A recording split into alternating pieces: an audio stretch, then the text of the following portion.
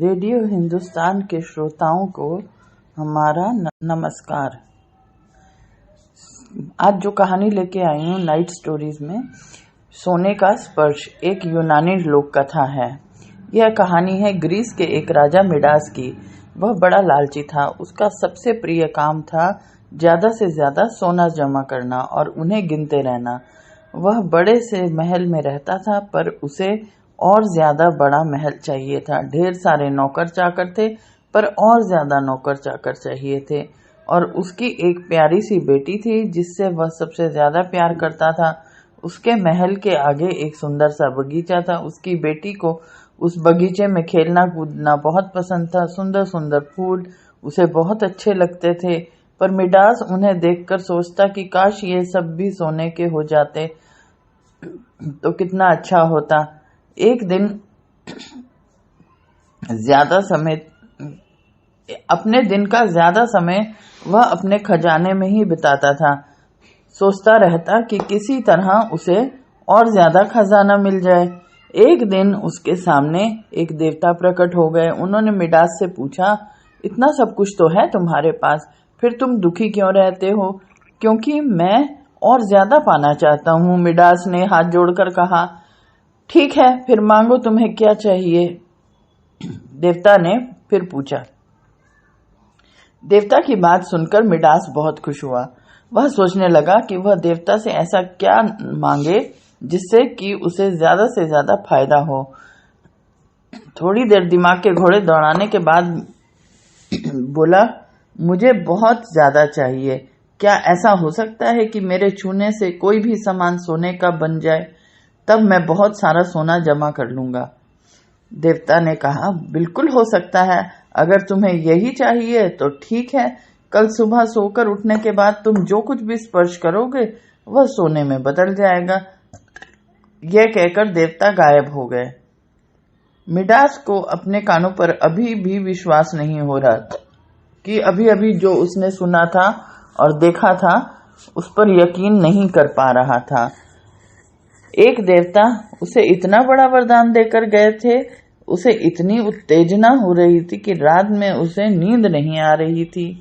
उसे लग रहा था कि कब सवेरा हो और वह हर चीज को छू छू कर सोना बना दे। सोने का महल, सोने का बगीचा, सब कुछ चारों तरफ सोने का ही होगा और वह दुनिया का सबसे बड़ा अमीर आदमी बन जाएगा। यह सब सपना देखते हुए आखिरकार वह सो गया। सुबह आंख खुली तो उसे देवता की बात याद आ गई। वह उठने लगा तो उसका पलंग सोने का बन गया। यह देखकर वह खुशी से उछल पड़ा। वह दौड़ दौड़कर अपने कमरे में रखी हर चीज को छूने लगा और पल भर में वह चीज सोने की बदल जाती और जगमगाने लगती। वह पागल जैसा हो गया। कमरे के बाहर दौड़ा और हर चीज को छू छू कर सोने का बनाने लगा। उसका पूरा महल सोने का हो गया।